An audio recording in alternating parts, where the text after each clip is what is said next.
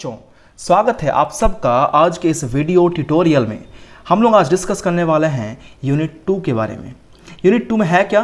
Unit 2 में है introduction to जावा, यानी कि हमारा जो बेसिक कॉन्सेप्ट था जावा के पहले सीखने वाले सारे टर्म्स को मैंने आपको बता दिया। यानी कि आपको मैंने बताया है सबसे पहले प्रोग्रामिंग लैंग्वेज क्या है, उसके सारे इन डेप्थ स्टडीज़ के बारे में आपको मैंने बताया। अब चले आते हैं अपने सबसे इम्पॉर्टेंट टॉपिक पर जिसके बारे में हम लोग करने वाले हैं डिस्कस। तो without wasting our time let's start. तो हम लोग सबसे पहले देख लेंगे कि इस जावा के टॉपिक में हम लोग सीखने क्या वाले हैं, मुझे आपको बाकियों को क्या सीखने मिलेगा। तो सबसे पहले हम लोग देख लेते हैं लर्निंग स्कोप। लर्निंग स्कोप में हम लोग देखने वाले हैं सबसे पहला है इंट्रोडक्शन, यानी कि जावा के बारे में ब्रीफ करेंगे हम लोग कि जावा का एक्चुअल में क्या मतलब होता है, जावा किसे कहते हैं, इसमें क्या क्या ऐसी फैसिलिटीज़ हैं, इसके डेवलप किसने किया है, किस ईयर में डेवलप हुआ है, इसके पीछे का सारा हिस्ट्री हम लोग देखने वाले हैं इंट्रोडक्शन में। Next is basic features of Java and Java compiler and interpreter. जैसे कि आपको मैंने पहले बताया है कि हर एक प्रोग्रामिंग लैंग्वेज का अपना खुद का कंपाइलर होता है, खुद का इंटरप्रेटर होता है, वैसे ही जावा का भी खुद का अपना कंपाइलर है, खुद का इंटरप्रेटर है। इस जावा के कंपाइलर और इस जावा के इंटरप्रेटर को क्या नाम दिया गया है नया, या वही नाम से हम लोग बुलाते हैं जो नॉर्मली बुलाया जाता है कंपाइलर इंटरप्रेटर, देखने वाले हैं। Next one is Java interpreter as virtual machine. क्या है इसका मतलब, समय आने पे अपने आप पता चल जाएगा आप लोगों को, है ना। So have patience.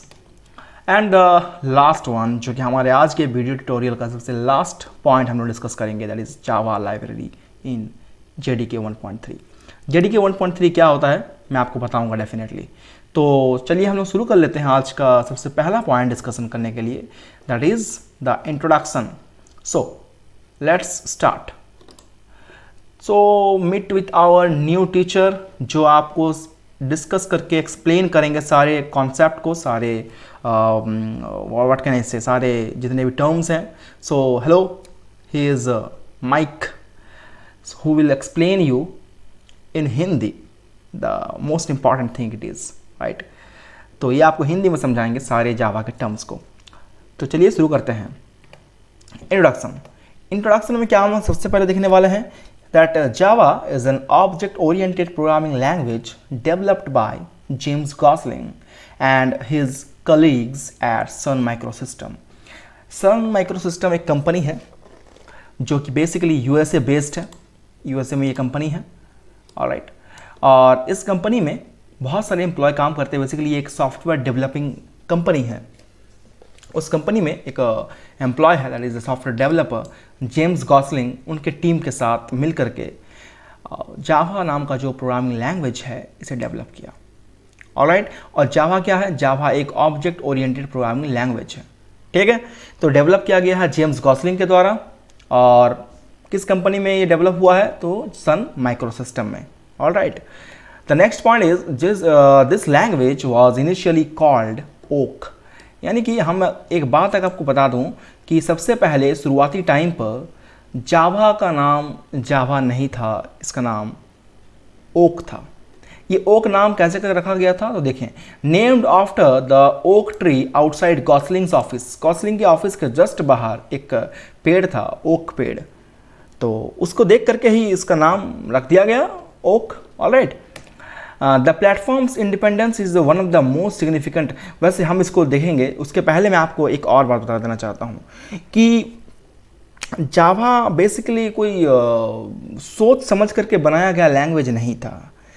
1991 में क्या हुआ कि सन माइक्रोसिस्टम में, जो कि बेसिकली USA में है, कोलोराडो USA में है ये, तो उन्होंने एक डेवलप किया लैंग्वेज जावा का, ठीक है।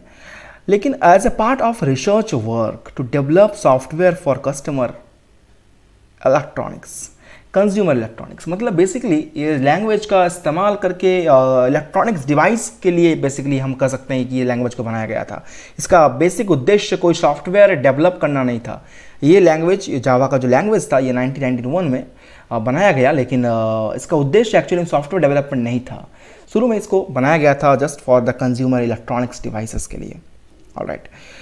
और बाकी इसके बाद इसके पहले बहुत सारे और भी लैंग्वेजेस आए थे, C++ आया था, बेसिक आया था, है ना। तो इन सब के बाद जावा का इंट्रोड्यूस करवाया गया। तो अब एक बात आता है कि why it is so important to introduce Java जब हमारे पास ऑलरेडी कुछ प्रोग्रामिंग लैंग्वेजेस प्रेजेंट थे जैसे कि C++, बेसिक एंड ऑल। तो उसका सबसे बड़ा रीज़न देखिए क्या है कि the platforms independence is one of the most significant advantages that makes Java different from other languages at that time. यानी कि अगर हम कहने चाहेंगे कि C++ और बेसिक के होते हुए भी अगर इसको इतना वैल्यू मिला या इसको डेवलप करना पड़ा तो इसका वजह क्या है कि इसका प्लेटफॉर्म इंडिपेंडेंस होना। ये टर्म काफ़ी इंपॉर्टेंट है समझना, क्योंकि यही आपको बताएगा कि जावा का क्या खासियत है। मैं इस टर्म को आपको बेहतर समझाऊंगा, आप निश्चिंत रहें कि प्लेटफॉर्म इंडिपेंडेंस क्या होता है। तो ये जो भी है, लेकिन ये प्लेटफॉर्म इंडिपेंडेंस ही वो टॉपिक है या वो एडवांटेज है, वो गुण है जो इस जावा के अंदर में प्रेजेंट था, जिसके वजह से इसे इतना वैल्यू मिला, इतना पॉपुलैरिटी मिला। ठीक है, okay. It has the capacity of moving easily from one computer to another. और दूसरा क्या खासियत है कि हम जावा के कोड को एक कंप्यूटर से दूसरे कंप्यूटर में इजीली शिफ्ट कर सकते हैं, कोड को ट्रांसफ़र कर सकते हैं। ठीक है, एंड नेक्स्ट हम सबसे पहले बात किए थे आपको प्लेटफॉर्म इंडिपेंडेंस को बताने के बारे में। तो इसको आप कुछ समझ लीजिए पहले, उसके बाद हम जाएंगे अपने नेक्स्ट टॉपिक पर। सो प्लेटफॉर्म इंडिपेंडेंस मीन्स, सपोज कर लीजिए कि आपके पास आप इंडिया में हो, आप मुंबई में हो और आपके पास एक सिस्टम है, कंप्यूटर है, लैपटॉप एप्पल का, जिसमें मैक OS है और आपने उसमें नॉर्मली आपने उसमें एक कोडिंग किया जावा में। ठीक है, आपने उस कोड को चाहते हो कि वो कोड आप अपने फ्रेंड को सेंड करना, राइट। अपने फ्रेंड को सेंड करना चाहते हैं, लेकिन वो फ्रेंड है कहाँ पर? वो फ्रेंड अमेरिका में है, USA में है। So how can you send him the entire code? So दोस्त ने कहा आपको कि आप जस्ट ईमेल कर दो मुझे, मैं उसको ले लूँगा। तो यहाँ मुंबई से एक उसके दोस्त ने उसको ईमेल कर दिया और ईमेल करने के बाद उसको मिल गया। ठीक है, लेकिन इसने अपना जो सिस्टम है, जो मुंबई में दोस्त है, इसने अपना सिस्टम एप्पल का था और उसमें अपना कोडिंग किया था, लेकिन जो जिसको भेजा गया उसका जो दोस्त है उसके पास विंडोज़ का ऑपरेटिंग सिस्टम है। तो बात यह है कि जावा बनाया तो गया मुंबई वाले दोस्त के पास एप्पल के सिस्टम में, जिसमें मैक OS का सॉफ्टवेयर रहता है, लेकिन उसे जब रन किया गया या फिर उसको एग्जीक्यूट करवाया गया तो उसे विंडोज़ के प्लेटफॉर्म पे इंट्रोड्यूस कराया गया, एग्जीक्यूट कराया गया। लेकिन फिर भी कोई प्रॉब्लम नहीं हुआ, बिना किसी प्रॉब्लम के वो इजीली एग्जीक्यूट हो गया। ये स्टेटमेंट पता है मुझे क्या बताती है कि ये जो लैंग्वेज है जावा, ये किसी भी ऑपरेटिंग सिस्टम पर डिपेंड नहीं करता है कि आप किसी दूसरे ऑपरेटिंग सिस्टम पे बनाए हो जावा के कोडिंग को और किसी दूसरे ऑपरेटिंग सिस्टम पे रन करना चाहते हो तो क्या रन करेगा कि नहीं, ऐसा कुछ आप सोच रहे हो तो आप निश्चिंत रहें कि जावा एक ऐसा लैंग्वेज है जो कि इन ऑपरेटिंग सिस्टम्स पर डिपेंड ही नहीं करता है। तो बेसिकली हम जो यहाँ पर प्लेटफॉर्म का बात कर रहे हैं, तो ये प्लेटफॉर्म हम उसी ऑपरेटिंग सिस्टम को ही बोल रहे हैं। यानी कि ये जावा किसी भी ऑपरेटिंग सिस्टम या किसी भी प्लेटफॉर्म के ऊपर डिपेंडेंट नहीं रहता। ये किसी भी ऑपरेटिंग सिस्टम पे बनाया जाए, किसी दूसरे ऑपरेटिंग सिस्टम पर रन किया जाए, कोई फ़र्क नहीं पड़ता, इजीली ये रन करता है। दैट इज़ वाई इसे कहा जाता है ये एक प्लेटफॉर्म इंडिपेंडेंस प्रोग्रामिंग लैंग्वेज है। ठीक है, तो ये तो बेसिक इंट्रोडक्शन था जावा का कि किसने बनाया, किस ईयर में बनाया गया, क्या क्या टर्म्स इंपॉर्टेंट थे। चलिए अब बढ़ते हैं हम लोग next point, the second point, that is basic features of Java. So again the sir will explain all the things to you. So the first point is Java is an object oriented programming language. The basic and the fundamental feature of Java is it is an object oriented programming language. Means Java में लिखे हुए सारे बड़े बड़े codes भी अगर लिखेंगे आप, मल्टी लाइन ऑफ कोड लिख रहे हैं, तो वो छोटे छोटे ग्रुप्स में डिवाइड होगा और हर एक ग्रुप को हम लोग बोलेंगे ऑब्जेक्ट। और हर एक ऑब्जेक्ट के अंदर में खुद का डेटा होगा, खुद का फंक्शन होगा और सारे डेटा जो होते हैं इसमें सिक्योर रहते हैं। दूसरा कोई ऑब्जेक्ट का फंक्शन पहले वाले ऑब्जेक्ट के फंक्शन से या डेटा को यूज़ नहीं कर सकता। So next one is Java programs are both compiled as well as interpreted. Means what? Java के जो प्रोग्रामिंग होते हैं, बेसिकली पहले के ज़माने में जो प्रोग्रामिंग हुआ करता था उसमें सिर्फ कंपाइल होता था, इंटरप्रेट नहीं हुआ करता था। बट जैसे ये प्रोसीड्यूर ओरिएंटेड प्रोग्रामिंग लैंग्वेज में जितने भी कॉन्सेप्ट हैं उसमें सारी चीज़ें पहले कंपाइल्ड ही होती है, इंटरप्रेट नहीं होती। But object oriented programming concept ये आपको फीचर देता है कि आप इसमें कंपाइल भी कर सकते हैं एज वेल एज आप उसे इंटरप्रेट भी कर सकते हैं। और कंपाइल और इंटरप्रेट करना क्या होता है इसके बारे में ऑलरेडी आपने डिस्कशन कर लिया है इसके पहले यूनिट में। The next one is Java program is written within a class. Java के प्रोग्राम जितने भी होंगे उन्हें क्लास में लिखा जाता है। ये क्लास क्या होता है? क्या वो क्लास 7 क्लास 8 स्कूल में जो क्लासेस होते हैं वो हैं? बिल्कुल भी नहीं, ये डिफरेंट क्लास होता है। इसे मैं आपको अगले वीडियो में एक्सप्लेन करूंगा। फिलहाल आप आगे बढ़ते हैं। जावा is case sensitive programming language, यानी कि आपको अगर जावा में कोई कोड कैपिटल लेटर में लिखने के लिए बोला गया है then you have to write all the codes in capital. यानी कि जहाँ जहाँ कैपिटल लेटर में लिखने वाला चीज़ें हैं वहाँ आपको सारे कोड कैपिटल में लिखना होगा, और जहाँ पर स्मॉल लेटर में लिखने के लिए बोला जाएगा वहाँ आपको स्मॉल में ही लिखना पड़ेगा। अब ये बोलेगा कौन या ये होगा कैसे, ये मैं आपको सारी डिटेल्स बताऊँगा अगले वीडियो में। So the next point is Java programmes can create एप्लेट्स। What is applet? Applet का मतलब होता है कि एक ऐसा सॉफ्टवेयर, एक ऐसा प्रोग्राम जिसे हम लोग इंटरनेट के थ्रू एक्सेस कर सकते हैं, जिसे हम लोग इंटरनेट के थ्रू किसी वेब ब्राउज़र पर एक्सेस कर सकते हैं, उसे हम लोग कहते हैं एप्लेट प्रोग्रामिंग, एप्लेट सॉफ्टवेयर। ठीक है, आपको यहाँ तक समझ में आया होगा कि बेसिक क्या क्या फीचर्स हैं जावा के जो जावा को बाकी सारे प्रोग्रामिंग लैंग्वेजेस से डिफरेंट बनाता है। चलिए बढ़ जाते हैं अपने नेक्स्ट पॉइंट पर। The next point is what? Java compiler and interpreter. So Java compiler और इंटरप्रेटर क्या होता है फटाफट से देख लेते हैं। The first one is Java compiler. तो Java compiler is a software that convert the source code into an intermediate binary form called the bytecode। यानी कि कंपाइलर एक ऐसा सॉफ्टवेयर का ही हिस्सा है, या यूं कहो कि ये सॉफ्टवेयर है खुद, जो सोर्स कोड को बाइनरी फॉर्म में, यानी कि उसे हम लोग कहते हैं intermediate binary form, final binary form नहीं है ये इंटरमीडिएट बाइनरी फॉर्म होता है। यानी कि जस्ट सोर्स कोड के बाद वाला जो फॉर्म है जिसे हम लोग इंटरमीडिएट कोड भी कहते हैं या इंटरमीडिएट बाइनरी फॉर्म कहते हैं, उस फॉर्म में कन्वर्ट करता है कौन? जावा कंपाइलर। और इस इंटरमीडिएट फॉर्म को हम कहते हैं बाइट कोड। इसे क्या कहा जाता है? बाइट कोड कहा जाता है। नोट करने वाली बात क्या है यहाँ पर कि the byte code is the common binary form of the program and works irrespective of the machine on which it is to be executed.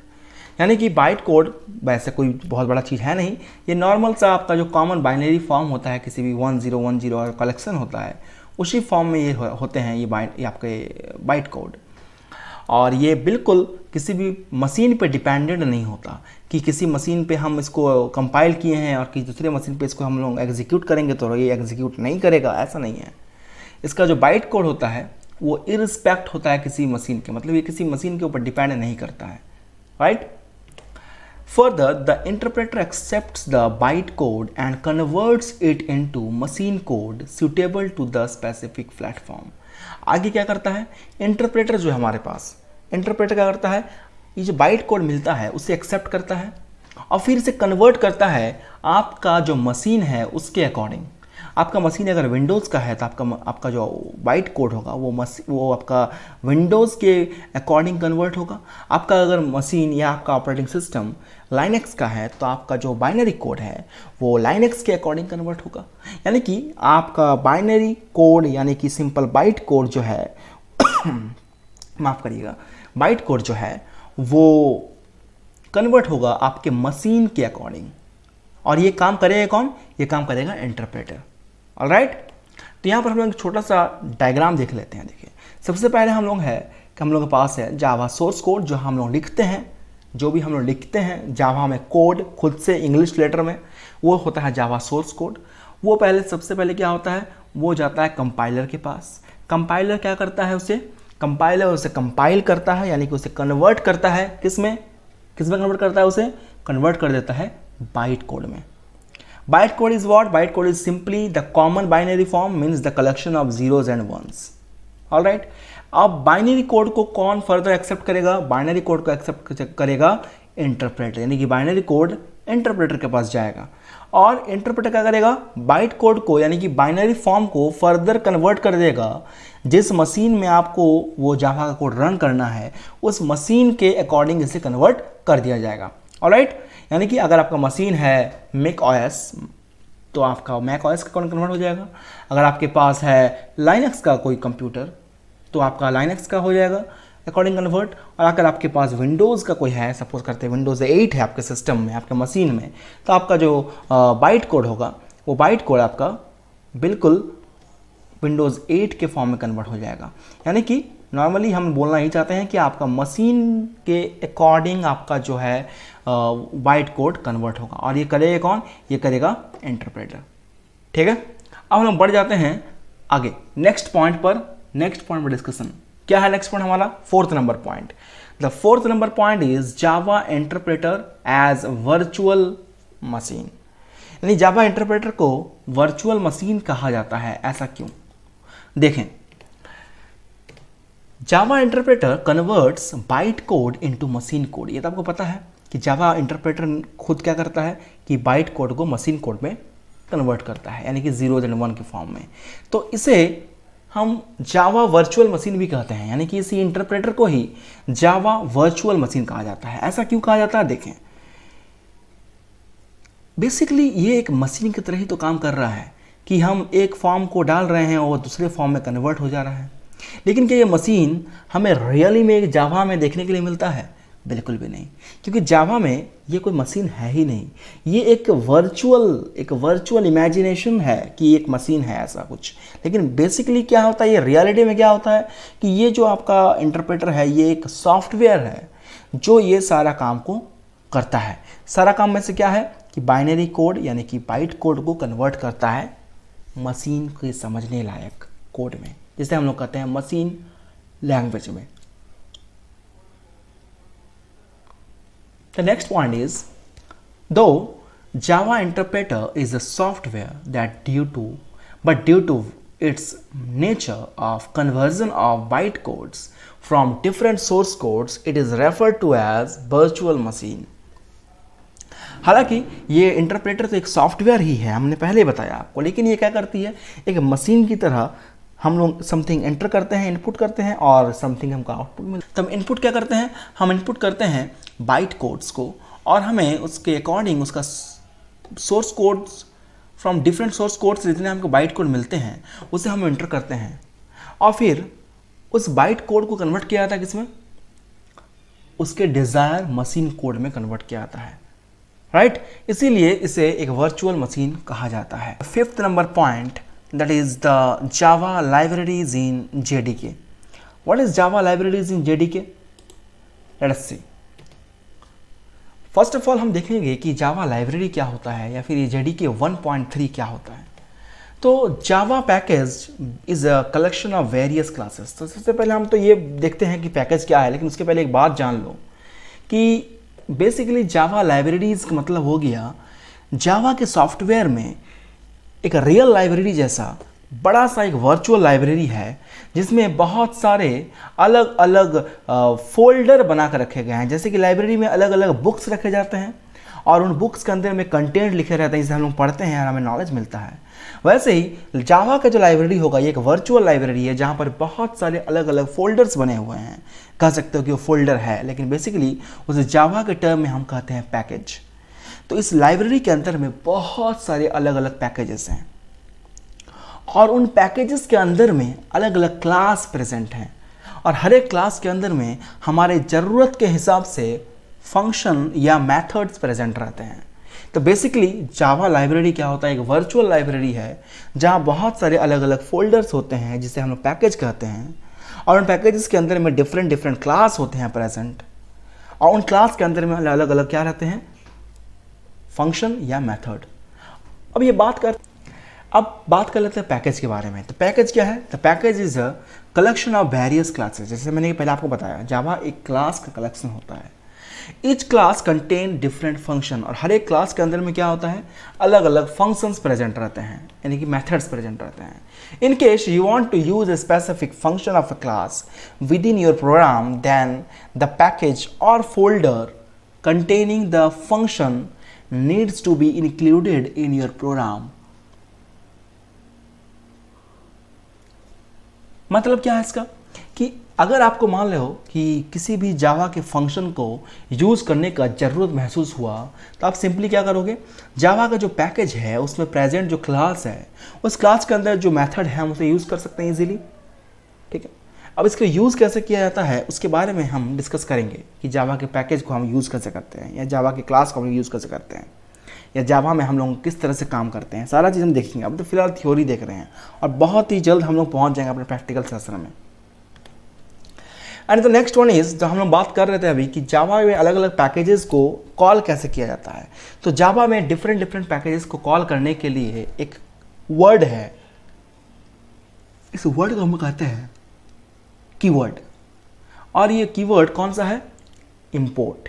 Keyword क्या होते हैं, कीवर्ड वैसे वर्ड्स होते हैं जो जावा में पहले से रिजर्व्ड हैं और जिनका कुछ पर्टिकुलर मीनिंग होता है। ठीक है, और ये वर्ड जैसे लिखे रहते हैं हमें उनको वैसे ही इस्तेमाल करना पड़ता है। तो वो वर्ड क्या है, वो कीवर्ड क्या है, वो कीवर्ड है इंपोर्ट। इंपोर्ट नाम के वर्ड का इस्तेमाल करते हुए हम इजीली किसी भी पैकेज को कॉल कर सकते हैं। कैसे, देखें एग्जांपल देखेंगे हम लोग उसका।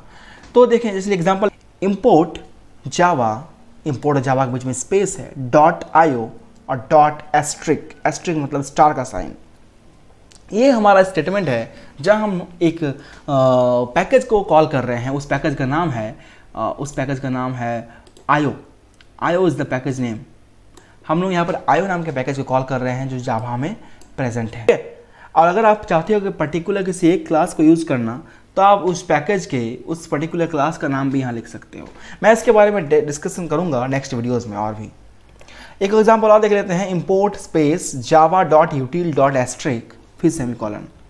ठीक है, तो ये तरीका हो गया आपका किसी भी किसी भी पैकेज को कॉल करने के लिए। And the next one is the asterisk sign.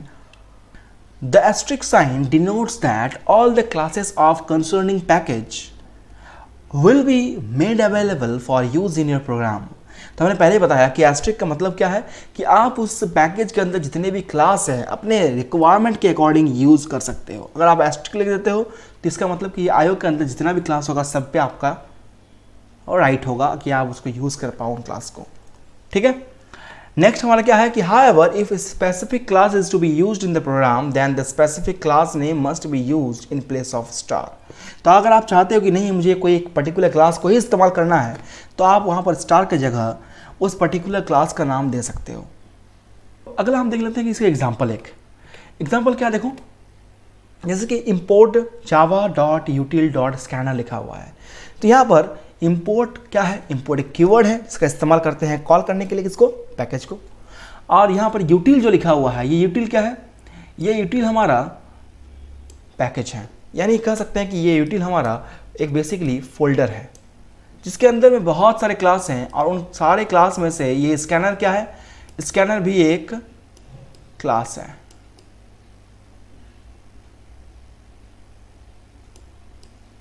Scanner भी एक क्लास है। ठीक है, तो now your program can use only the function of the scanner class of the util package. अगर आप ऐसा पर्टिकुलरली कोई डिस्क्राइब कर देते हो कि कौन सी क्लास का इस्तेमाल करना है तो हमारा जो प्रोग्राम होगा वो सिर्फ और सिर्फ इस यूटिल पैकेज के स्कैनर क्लास को ही इस्तेमाल कर पाएगा और इस यूटिल पैकेज के बाकी क्लास को इस्तेमाल नहीं करेंगे। कि आपको ये वीडियो आज का जो है ये ख़त्म हो गया तो आपको ये वीडियो समझ में आया होगा। अगर आपको ये वीडियो बहुत बेहतरीन समझ में आया है, ज़्यादा से ज़्यादा कंसेप्ट क्लियर हो चुका आपका, तो बिना वक्त को गंवाएं इस वीडियो को लाइक करें और शेयर करें अपने दोस्तों के बीच।